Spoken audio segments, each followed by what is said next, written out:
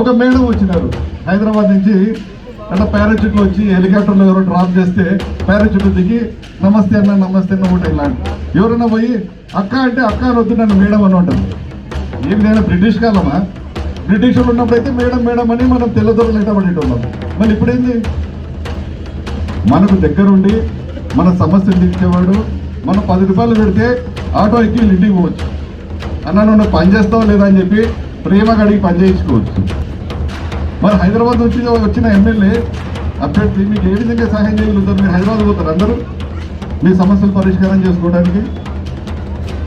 రెండో విషయం ప్రత్యర్థి ఆమె గురించి ఏం చెప్పాలంటే, చాలా కుల మేడం అంటున్నారు. బ్యాంకు మేడం అంటే ఏమి? అన్ని బ్యాంకుల దగ్గర అప్పులు చేసి 370 కోట్ల రూపాయలు ముంచేసింది బ్యాంకు మేడం. ఆ డబ్బులు ఇప్పుడు ఇంట్లో పెట్టుకొని డబ్బులు తీసుకొని ఇప్పుడు విలజిమ్ముతా ఉంది, అందరికి ఇస్తూ ఉంది డబ్బులు. నాకు ఓట్లేయండి అని. పొరపాటున ఆమెకు ఓట్లు వేస్తే మళ్ళీ ఒకసారి 4 బ్యాంకులు దోపిడీ చేసి మళ్ళీ 300 కోట్లు సంపాదిస్తారు. మనకి ఇట్లాంటి నాయకులు కావాలన్నా?